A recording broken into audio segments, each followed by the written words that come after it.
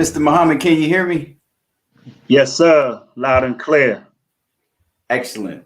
I hope that you can hear me loud and clear as well. And I just want to welcome everyone else out there in the Level Up Past Corporate Trauma podcast. We're back at it again. This is our third episode, and we got a doozy for you this evening. And that handsome gentleman in the screen with me is not, I repeat, is not Mr. Robert Felder. Mr. Robert Felder is engaging with a prior commitment with his family, and standing in for him tonight, which promises to be a power-packed conversation, is my friend, and I owe this guy a favor. If you haven't gone to my website, carbonadocoaching.com, and clicked on corporate trauma, on that website, there's a very comprehensive interview that I did with Mr. Leroy Muhammad, who is a professional leadership development specialist, specializes in all sorts of things. I'll let him tell you a little bit about himself. But he interviewed me on his podcast, Pushing from Your Passion into Your Purpose. And I gave a very comprehensive look at corporate trauma. So check that out. You can see both of us in action. That is up. And I know Mr. Muhammad will give you an idea of how to reach that. But Rob, my main man, my partner, right, is handling some family business, and that is a great example of what this professional life presents for us. Sometimes we have to take a break and go do the right thing for us and our family. But, that doesn't stop the show. I'm so excited for us to get into what we're going to talk about this evening. Remember, the Level Up Past Corporate Trauma podcast, if we do our job correctly, we're going to give you a little bit more courage under fire, right? This is a platform that is dedicated to, for, and from the perspective of the professional, dealing with all things professional life, work life, especially the negative interactions that contribute to what we call and define corporate trauma as the authors of corporate trauma. And those are a pattern of behavior that culminates from experiencing negative interactions in the workplace, leading the professional to feel fear, stress, anxiety, even anger, frustration, depression, and then my favorite, cognitive dissonance, where you become a caricature of yourself in order to survive on the basis of what you're feeling for the sake of a paycheck. And so we're going to discuss these things weekly, every Thursday night. And tonight, we're going to be talking about a very loaded subject matter, which is women of color professionals and their plight. Something very near and dear to my heart for a number of reasons. But before we get into that, I just want to give Leroy an opportunity to introduce himself, say anything else, as he is our guest co-host this evening. Leroy. My man. I'm so excited. I'm trying to, what I'm saying, relax. Hey, look, man, I owe you a favor. Start to carry away. It's so good to be with you. Thank you so much for the invitation. It's really an honor to be here with your group. This whole piece, this movement is really something. As we watch, myself included, watch you all take this thing in a direction that is refreshing and a sign of the times, to be honest, from my standpoint. As Jamal said, I'm Leroy Muhammad. I'm a life coach, business coach, and do a lot of different things. I just want to double up on what he mentioned in terms of the podcast interview that we did. Up to that point, he said, this is talking about you. This is one of the most extensive that I've given So people want to get an opportunity to find out where you're coming from and what this piece is about and how they see themselves in this whole the corporate outlay, if you will, and also to let people know that you're not alone in a way that only you, Jamal, can describe and put it for people. It was an honor to have done that piece with you.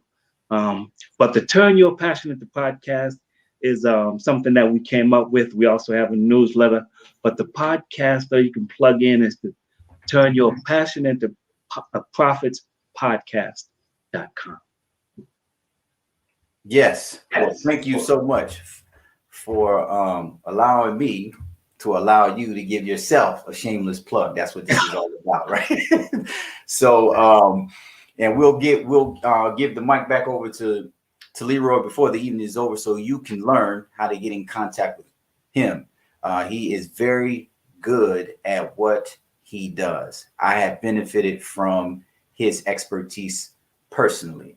And I advocate for it. Life coaches, I have a coaching business for professionals, and I tell people all the time, if you were a professional athlete, especially in a one-person sport like tennis, right, you would have a coach. Even in a team sport, you would have a coach. If you were a recording artist, right, they would have a whole team behind you, right, and you would have coaches guiding you and developing you, the talent, you, the asset, you, the treasure, and helping you guide yourself and navigate around pitfalls, right?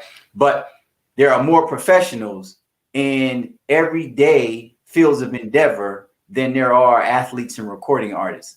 But how many of us have people in our corner holding us accountable to that which we say we want to do to be successful and to help us navigate from one point of our career or our professional journey to the next, right? So if recording artists and professional athletes need coaches, so do you, right?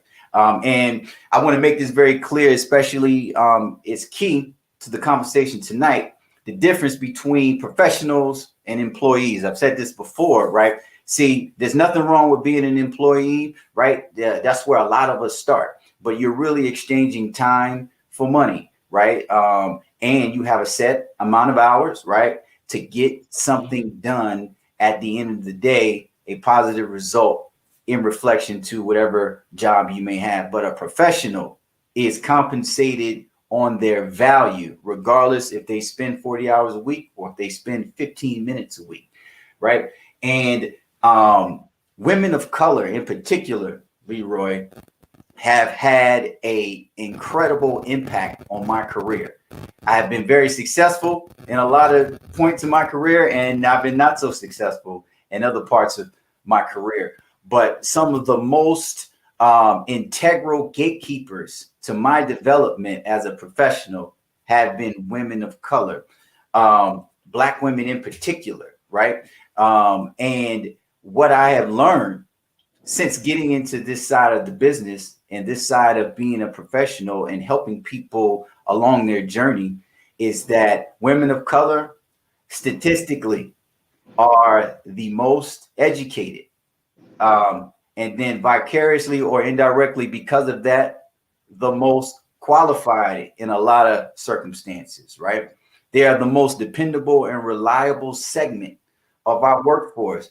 And then in personal experiences, they are some of the most versatile professionals out there. There's not too many things that women of color have not been extremely impactful and contributed to in a significant way. Yet one of the most underpaid in comparison to their male counterparts. Women in general have to work until March of the next calendar year to make what their male counterparts make January to January. And when you start to segment women as a demographic based on color, that pay gap gets even wider and wider. I believe it's somewhere between 60 and 70%, 70 cents on the dollar for women of color, Black and Latinx in particular, right? And they are the most vulnerable an unprotected demographic of professionals because of the pay gap and because of a lot of other things that I don't want to necessarily spoil our show tonight, because we have a very, very special guest that's going to come on and share some thoughts. But I just want to say, I the righteous indignation because of how much women of color have meant to me personally in my career, but to witness and to see and to hear and to experience sometimes alongside my women of color counterparts in the workplace, what they actually go through, it really sparks my righteous indignation. And I want to, and to be frank, Leroy, I get upset. I get very angry sometimes. And I want to do stuff that was, obviously I'm a black man. I have a mother, I have sisters, and there's a certain way that I was, that I grew up, and there was a certain emphasis that was given to me as a young man in relationship to the women in my life. And I carry that to work with me. And it is a balancing act, right? That I have to tell myself, hey, this is professional life, right? And not to be, because black women of color are not defenseless. They don't need me for protection. They don't, so I have to walk back that line. But I wouldn't be honest if I didn't tell you, what my sentiments are, but that's just a little bit of what I had on my heart. What do you think about, some of that stuff, Leroy? Well, the bottom line for me is that most of what you said, it's as though you took the thoughts right out of my head. And in particular, the last piece where you talked about, them really not needing a protector in the workforce, which we all know can be treacherous, filled with landmines, etc. The first thing that I try to portray in the workforce, especially around women of color, is that I'm competent. Then once we get past that, now I'm looking for other areas, because you have to be competent first. And then I gotta know that you're confident. Once we get past that, I got your back, you got mine. But then I have to, coming from a similar background and grooming, that you want to protect. Right. I'm with you. Yes. I have to draw that back and say, let me get in where I can fit and let me know, what I'm saying, how I can help. Yeah, absolutely. And we have a couple comments from the audience, right? CBN says, time for money is equals employee value for time equals professional. And Tanisha, actually adds on to this conversation, saying that women of color have the most student debt as well. Statistically, wow. that is a major statistic that I missed. Thank you, Tanisha. Okay. And then, man, it helps to know that women of color are coming into their own after so many years of major contribution, right?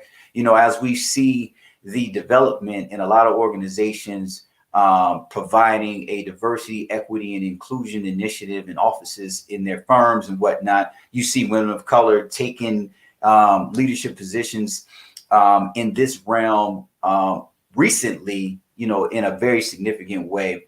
But we can't lose sight of their contribution in particular. All the way from the mailroom to the C-suite level. I mean, it's just if we were to chronicle what their impact has been on our workforce, and then our community in general, we would be here all night, talking about those things.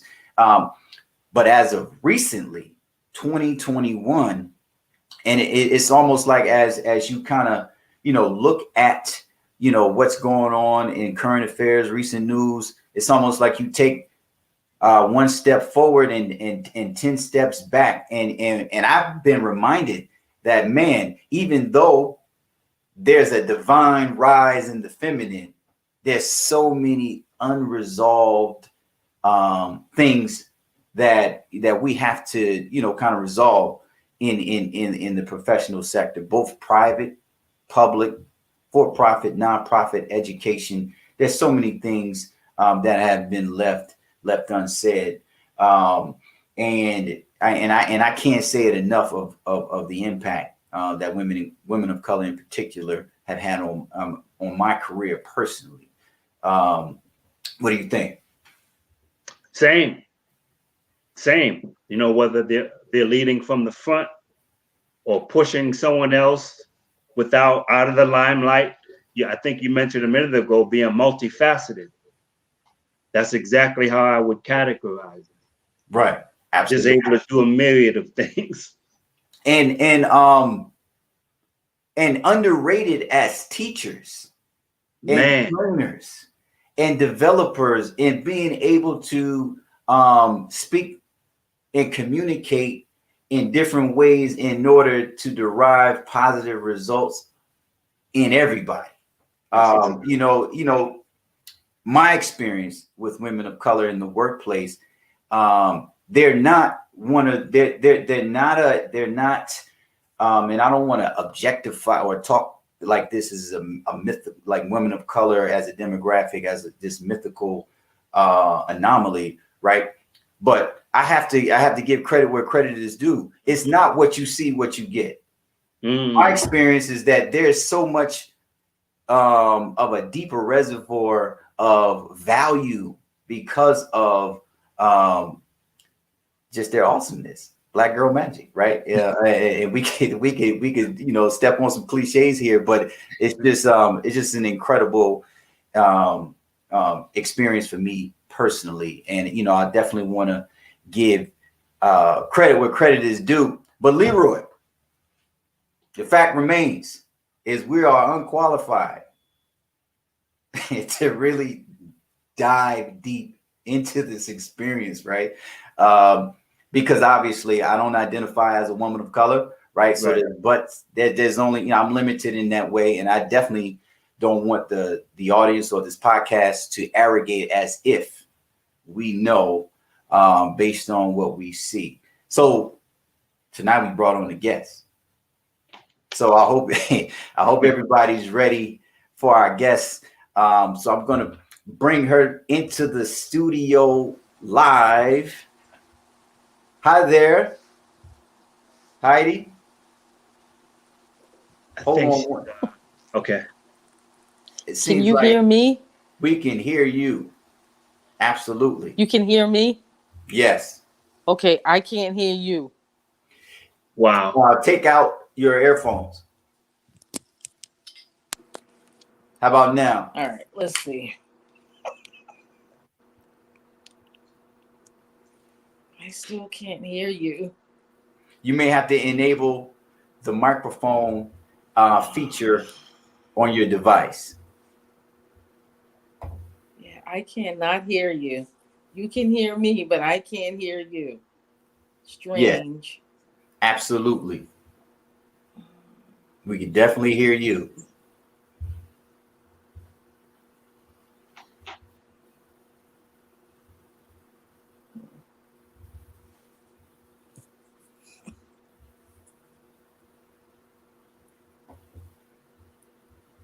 And 1 second to all of our listeners, our audience, while we get Heidi's technical stuff. You want me to jump off and come back in? Yes, you can do that. Okay, I'm going to jump off and come back in. All right, not a problem.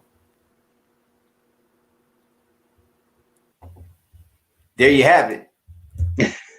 Murphy's Law, right? Right. What can go wrong, straight up will go wrong. Man, you know, I was giving an interview on a podcast, and the whole computer system just froze. I had to immediately go get another terminal and do something different.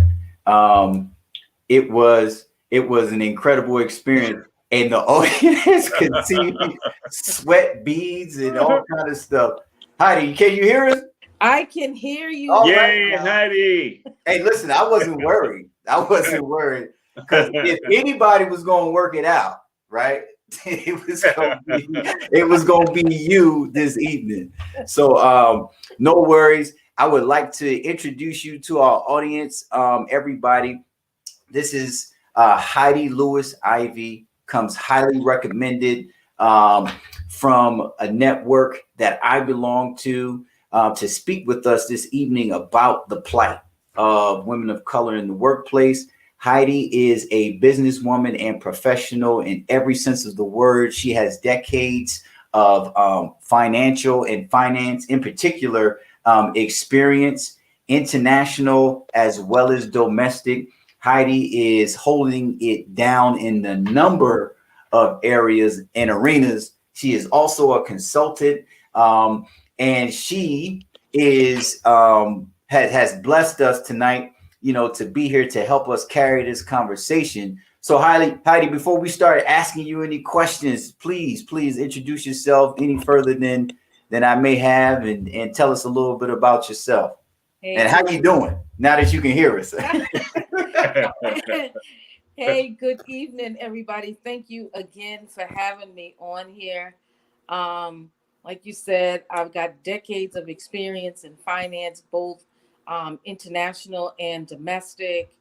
And I'm also an award-winning and multi-best-selling author. And yeah, so that's me. So you would venture out to say that you are a bit more qualified to have this conversation than me and my counterpart. Hey, listen, I look, I'll mess something up, so I need help here. I think years of experience have qualified me to be able to have this conversation. Okay. Well, you know what? I'm a woman of color in corporate America says I'm qualified to have this conversation. All right. Well, we're going to go with that. You know what I'm saying? I don't need any more convincing. All right. So Heidi, I mean, how can I ask you this? As a woman of color in a Black woman, specifically, what should we know about the plight? Women of color professionals today, 2021, right? And I got a public school education, so I had to look up and make sure I spelled the word plight correctly. And when I did, I got a refresher on the definition, mm-hmm. And one of the definitions said a dangerous and difficult set of circumstances that one must navigate. Mm-hmm. So, based on that, what could you tell us is your perspective on the plight of women of color in the professional sector today? I believe that we have to know, like you said, how to navigate, right, the corporate arena. And the only way for us to know that is to have somebody, an ally, right, that can help us navigate the politics of corporate America. Because we're not always privy to the inside information. And so we need to have an ally, somebody that's going to bring us to the table, somebody that's going to speak to us about how to navigate the pitfalls of the politics that take place, all the the meeting before the meeting, so to speak, right? Somebody that's able to speak to us about those things. Right, because we think we're going into the meeting not knowing that there was a meeting before the meeting. You too, huh? Yeah. Hey, Leroy, she said politics twice. Yeah, right. Yes, sir. Well, okay, so I don't understand. Would we vote here? What do you mean? What do you mean about politics? Let me put it this way, so that we understand the culture. Yes. Of the company, right? So that we understand how to navigate the culture. So we know how to speak to who it is we're speaking to. How we know how to have a conversation with specific people in specific places within the organization. That's what I mean about the politics, and how not to Absolutely. get tripped up into some of the battles that go on. So you kind of got to know who needs what and be able to speak to the need of each of those parties. Now, see, I haven't quite mastered that yet. Oh, that's not easy. You know what I'm saying? But I've watched my sisters, my women of color counterparts do that almost flawlessly at times. What's your take on that, Leroy? You said Word right out my like, yeah. Being able to recognize is key. That gives you enough time to figure out how you're gonna respond. Mm-hmm. Knowing the terrain is everything. Mm-hmm. Which is what I think you might have just said, Ms. Hyde. Yes. For sure, you have to know the terrain. Here's the thing. I think that because we're, and I'm not trying to use cliches and all of that kind of stuff. I think that because women are naturally intuitive, we can sit in the room and pick up things, right? And so take that intuition and then again have somebody that we trust in the organization that we can talk to about what we've perceived, right? To see if our perceptions of a situation is right. And then based on that, listen to what people say and watch people's body language, because more about what people don't say and how their body language speaks tells a whole lot more than what comes out of their mouth. Right. So listen not only to what they say, but listen to their body language as well. And you learn a lot about what people need and what people want. Right. And then you're able to speak to that. If I can give you an example, I was a product manager some years ago, and I was sitting between two technology teams, and I walked into a situation not knowing that each side had an issue against the other. So here I come. I got my agenda together. I know what I'm trying to accomplish in this meeting. I need to get this thing built so I can sell it to the client, period. How do we get there, right? The meeting starts, and all of a sudden there's this contention that's going on between the two teams. Stop the meeting, and I said, okay, guys, what's going on here? What do you need? And what do you need? Right? And they said what they needed, and come to find out that the parties felt like they had asked something from each other that was never given. And so because of that, there was no trust between each other. Right? And just me asking them what each one of them needed, I was able to bring everybody to the table, because listen, I got money to make for the business. I need you two to act right. Right. That's what the bottom line. You can act right. You know, and I consider myself, I don't know about you, Leroy, I consider myself a bit empathetic, right? I have a degree of empathy, and I can pick up on things too. But where I see a divergence in my ability to communicate what I see that's not being said, when I address it, it's different when my women of color counterparts actually address it in the response that they get. For example, I'm a dad and I'm a present father. And just a small example, right, Heidi? I'll go to PTA meetings, parent teacher conferences and open houses, you know, and we go as a family, my wife, my children, and everybody speaks to my wife. I'm standing there. I wear a mask, so you can't say I'm intimidating anymore. So, right? But then everybody speaks to mom. What do you think? What do you think that is? I don't know. Does that happen to you, Leroy? I don't know. Yes, sir. But I still think it's about that intimidation that black man shows up, you know, and people feel intimidated. So they feel intimidated with you, but I have to speak in a specific tone. Like I'm speaking now in my regular speaking voice, right? But depending on what I want to say at work and how passionate I am about what I want to say, I have to take my voice down a little bit because otherwise I'm perceived as the angry black woman.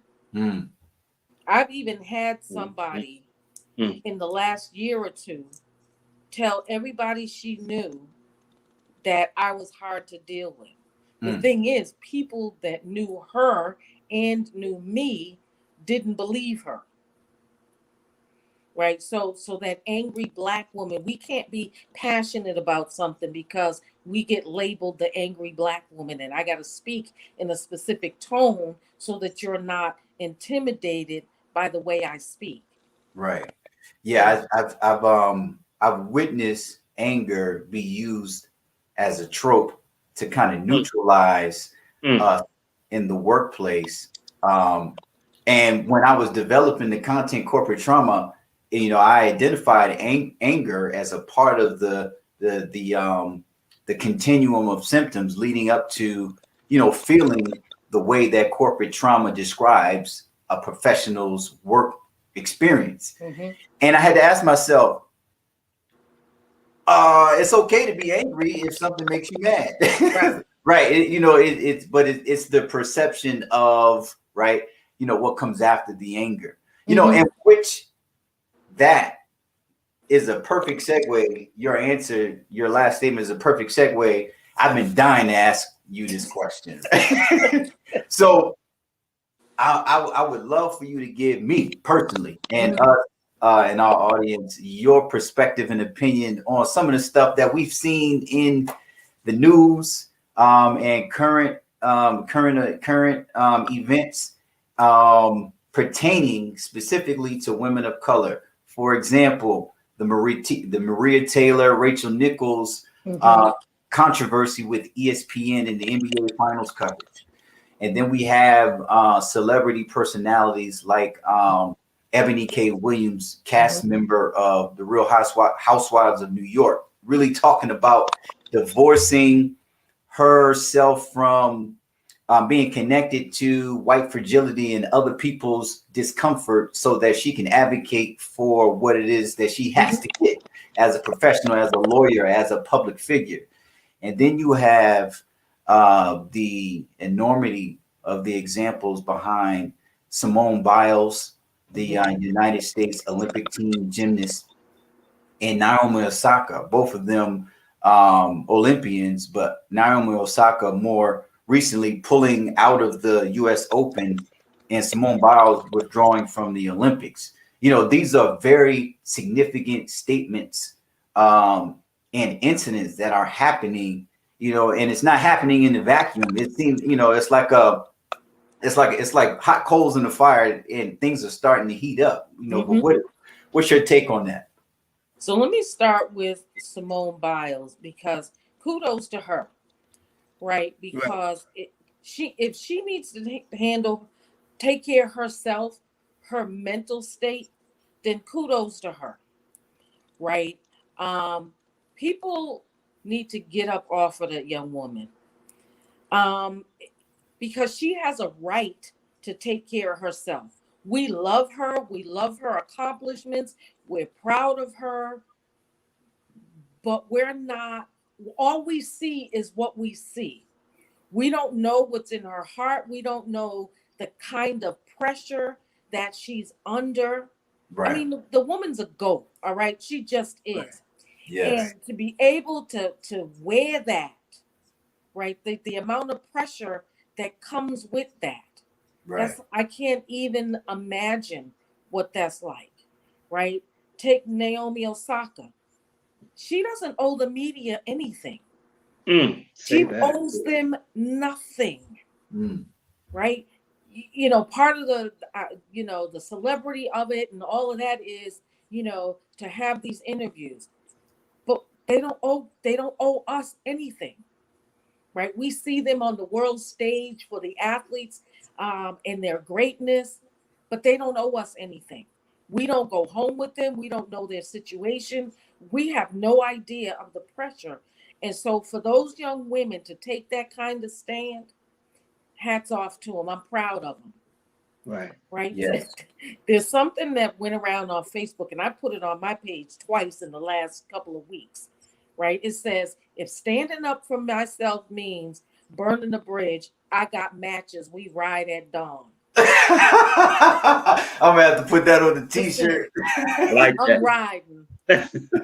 and Yeah. Simone Biles and Naomi Osaka are riding. Right. And I Right. appreciate that about them. Right? Yeah. That's right. In terms of the women and ESPN, I think ESPN has a culture that pits women in general against each other. Right. I really do. They are such a toxic environment. Now, do I think the comments were wrong? Absolutely. Absolutely. You on a hot mic say, my job was taken away from me and given to her because she's Black. Wow.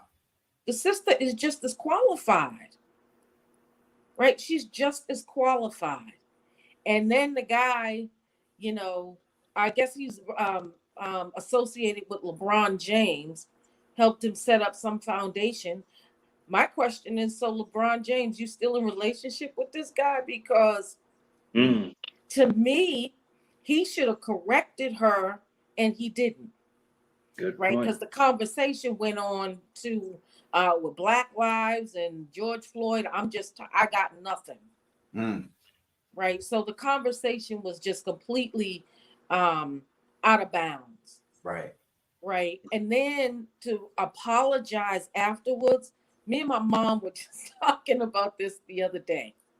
And she said she's tired of listening to people say things and then apologize later and say, oh, I didn't mean that. That's not me. That's not my character. Yes, it is. Mm-hmm. Yes, it is. Yes, it is. Right. If it came out of you, right. That's you. That's right.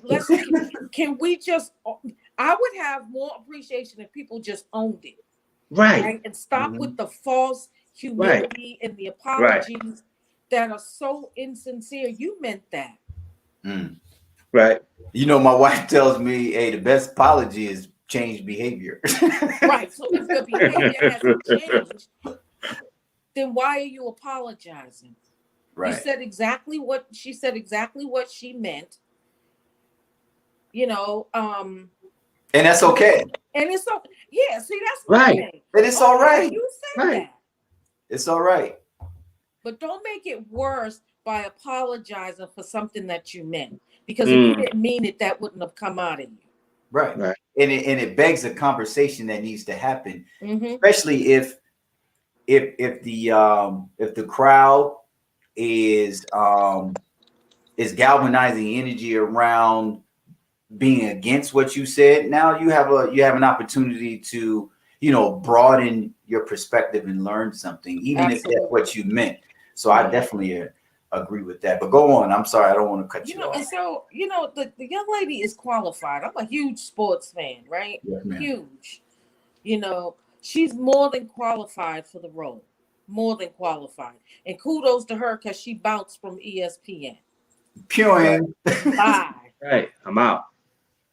Right. And Leroy, that reminds me of something you always would say to me in our conversations, and you would use the analogy of media putting microphones in the faces of athletes at tough moments. And you said that should be a rule after a tough loss or a tough situation, they have a personal loss. Why are you putting a microphone in their face? Can you elaborate on that? For those of us who, whether you play sports or not, let's just take it from the standpoint that not only do you love sports, Heidi, but if you played like I played, like Jamal. I used That to is- play football when I was a little girl, and my father stopped me when I got about 11 years old. So, Oh my goodness! One day you got to finish that story. That's right. Because I Well, don't want my you're a daughter dad playing and you got football. daughters, you Please know why don't you do that. stopped me about it. I would love to hear about that, Miss Heidi. But you know, just in terms of just basic sportsmanship, caring about what I do, caring about my performance, I'm laying everything on the line, trying to get a particular outcome. If I don't get the outcome, that's one thing. The circumstances surrounding it are something different. The bigger y'all make it, now, if you're coming to me right after something like that happened, first, I'm a human being. Right. Second, I'm a human being. Third, don't judge me. Like, what do you expect? Yeah, those are good rules right there. Don't Right? judge me. Right. Come on. Right. And they don't even get the basic humanity piece. They don't get 1 and 2. And you know what? That's what they're supposed to do. And that's fundamental to corporate trauma. Mm-hmm. Right. People take humanity out of being a professional as if it's two separate things.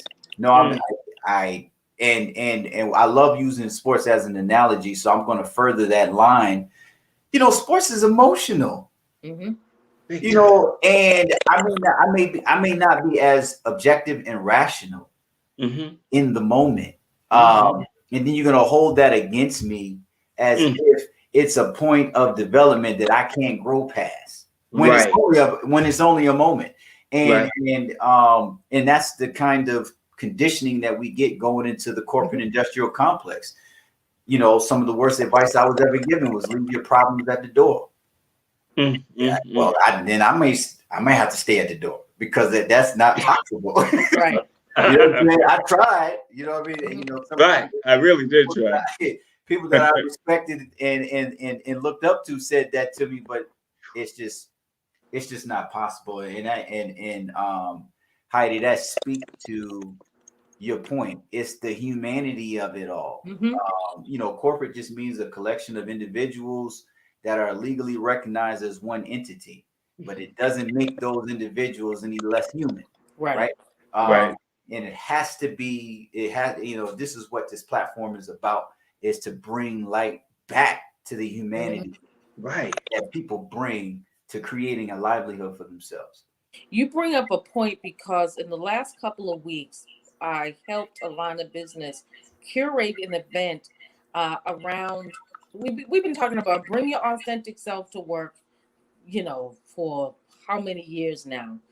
And it's always interesting to me because that's not possible. Corporate America does not lend itself to that, right? And so we had a discussion on last week with myself and a few other people with a line of business about that very thing. Right. And we shared our personal experiences around how people say that, but that's not what you really want.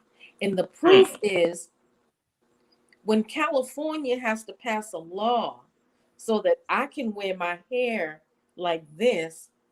Unbelievable. Unbelievable. I was born this way, right? I code switching, right? What I can speak, the way I'm speaking to you may not necessarily be how I show up tomorrow from 9 to 5.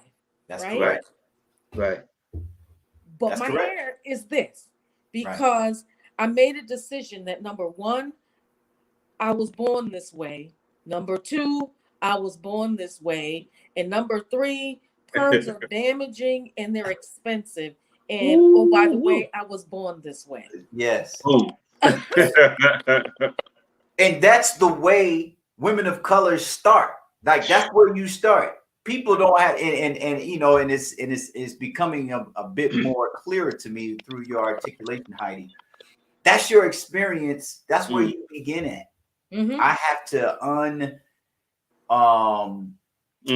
I have to unorganicize myself. Like I can't come as I am. I have to like you start, the women of color start their corporate trauma experience at cognitive dissonance. I'm this thing, but I got to be this to survive. But both of them are in direct conflict with one another. Direct conflict with who I am, right? I started my career in finance, straightening my hair, you know, all suited up and everything. But outside of work, you wouldn't have recognized me, right? Yep. But come Monday, you know, I conformed to what was necessary. Right. By the time I got to a certain place in my career and I started working in London, I had started to wear my hair natural, cut it all off. I probably had less hair than you, Jamal, at the time. It was probably some shade of auburn or something. And I can remember the first time we were going to London, and I asked my manager, oh, it was actually before I cut my hair off. I asked my manager and I said, do I need to straighten my hair? And thank goodness I had a really good manager. He said, no, why would you straighten your hair?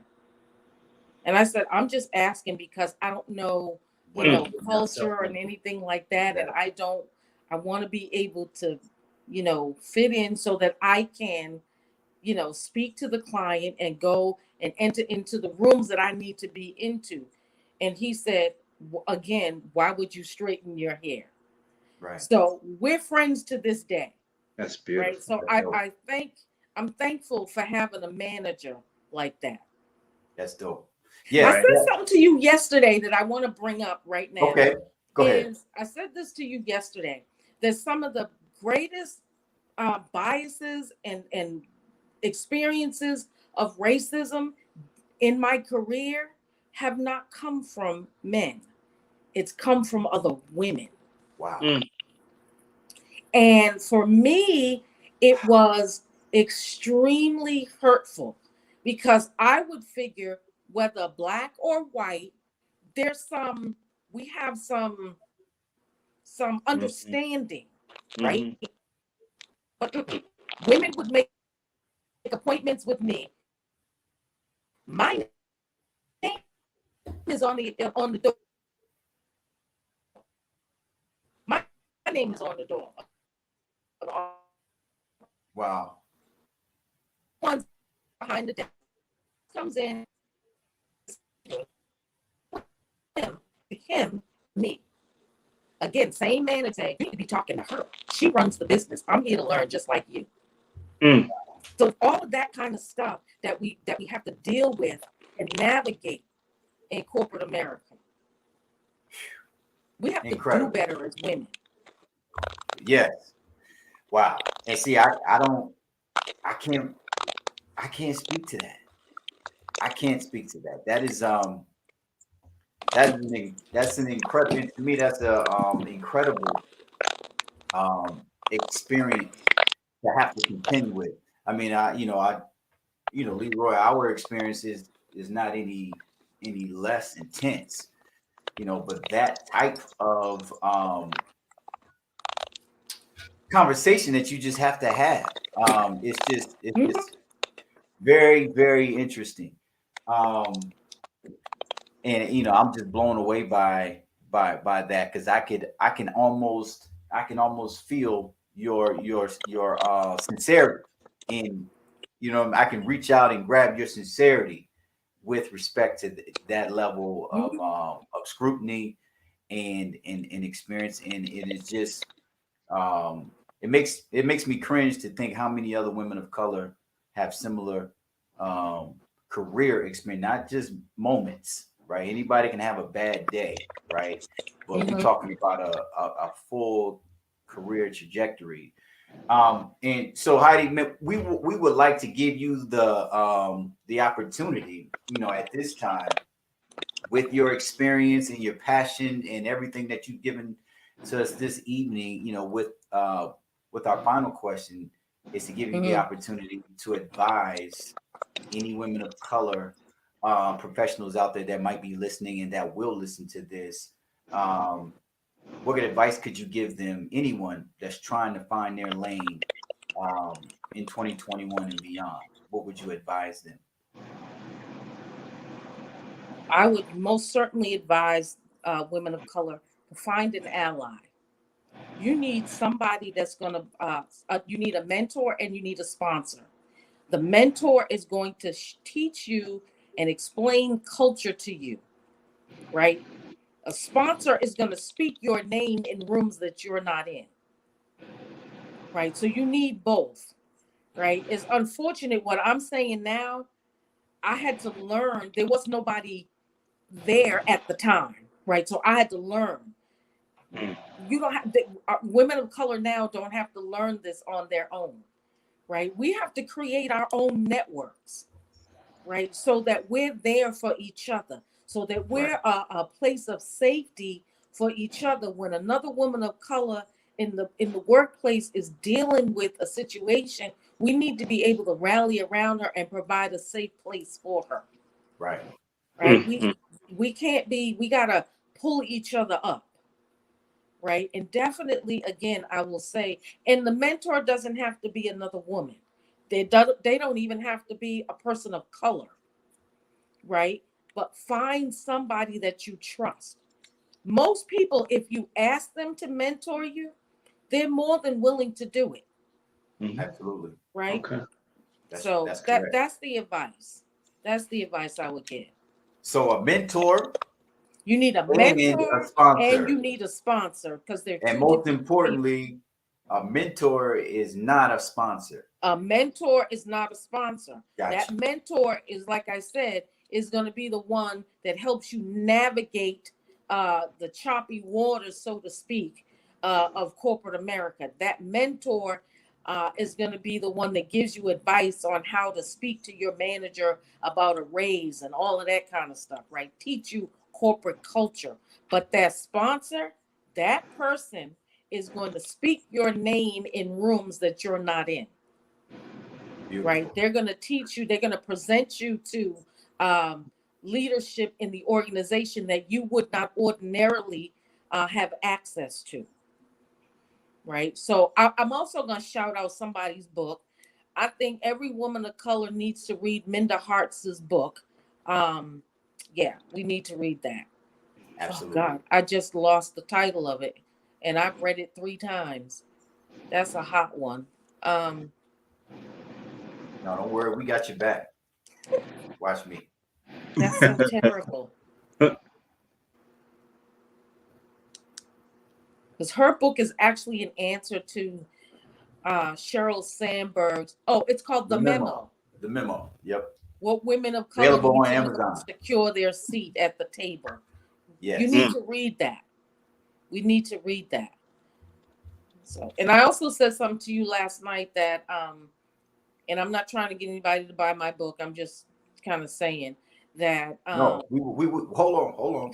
We got to buy the book, Heidi. We want you to buy the We book. want the book. We want you to continue your Yeah. shit as a best-selling author. Yeah. Reading is fundamental. Right. Thank you. We So, want you to sell some books the here. project right now, it should be out in the fall. Uh-huh. Where 7 women are coming together. The youngest of the women is 17 years old or 18. We talk about experiences like what we're talking about now, navigating racism and biases in our career, and even in our community, right? Because if we know what it is in workplace, but if you take women in different arenas like ministry and church, it's a whole other vibe. Corporate drama. So, Look, we talk it's about an equal opportunity. I tell people all the time, corporate trauma is an equal opportunity situation, right? You can get it, anybody, anywhere. So yes, I agree with that 1000%. So I really appreciate this opportunity. This conversation has really been awesome. I feel so much better. You have conversations sometimes and you just feel better after the conversation.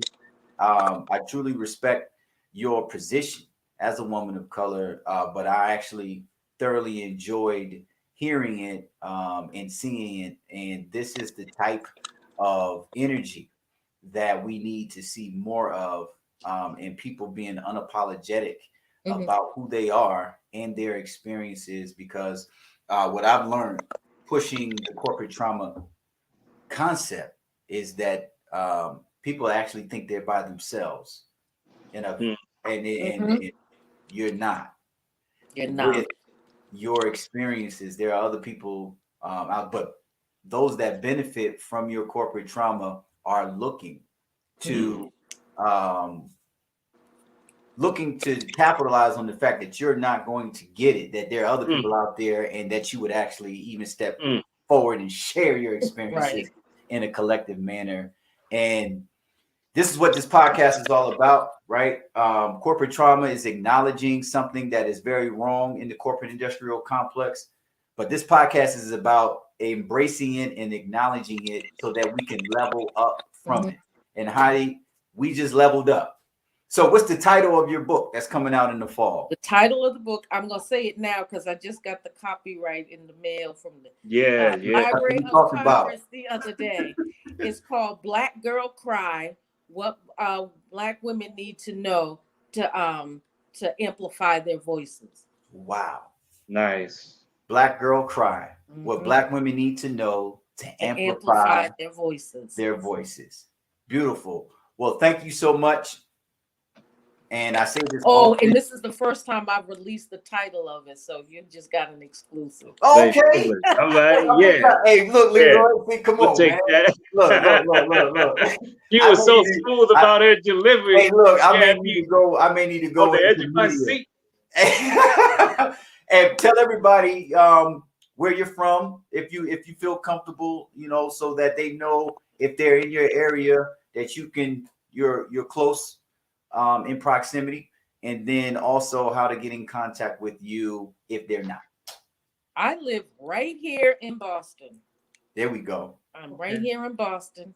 You can follow me on Instagram at I am Heidi01, or I'm on Facebook at Heidi Lewis Ivy. Beautiful. And you have an open invitation. If we put something out there, and it gives you something to want to discuss on our platform. If you have something that we haven't discussed that you want to position on our platform, we owe you a debt of gratitude. And the only way we can pay it is pay it forward by leaving an open invitation for you to come back. Thank you. Great. Yeah. Thank you. All right. You have a blessed evening. Thank you. You as well. All right. Thank you so much. Bye-bye. Leroy, come on, man. Is it me, or was that awesome? Not only was it awesome, but I'm still stuck on her playing football up until she was That is so serious. Right. Don't stick the microphone in Heidi's face after a loss when she's 11. You compete against boys. The first thing you try to do is win, and the second thing you try to do is win. And look at the candidacy and the unabashedness in her now as a professional, giving voice. And again, that book. That's a good one. Put some likes in the chat, some hearts, whatever. That name of that book is Black Girl Cry: What Black Women Need to Know to Amplify Their Voices. And I highly recommend her perspective in giving amplification to any Black woman's voice based on what we heard tonight. So we're not going to belabor the point. This is another awesome addition to the Level Up Past Corporate Trauma podcast. We'll be right back at you next week. And special shout out and special thank you to my main man over here stepping in and helping carry this conversation and co-host as only he could, Mr. Leroy Muhammad, pushing. Please give me your tagline again so I don't mess it up, because I'll mess it up. And I promise the good people to let you give them how they can get in contact with you going forward. You can reach me on Facebook at T Evolution Real Estate Group. Our podcast is the Turn Your Passion into Profits podcast. Plight.com. See, that was a mouthful. I man, but thank you so much. And Leroy, Thank you, you're not man. off the hook. You're Thank not you. off the hook. Yes, sir. You are relegated to coming back. Yes. Everybody, just so you know, this is how you can get in contact with myself and Mr. Robert Felder, who is doing the right thing at the right time right now. That's right. He would be here. So shout out to my main man, Robert. Shout out to Rob, CEO of Felder Works, and this is his contact information here. But until we see you again, remember that this is the embracing and the acknowledgement past the informing yourself that you might be experiencing corporate trauma. Because without embracing, without acknowledging, you can't level up past it. So until we see you next week with another great episode, I bid you well. Have a great week. And remember, corporate trauma is a sneaky passive trauma that'll creep up on you. You don't embrace it and acknowledge it. Have a great evening.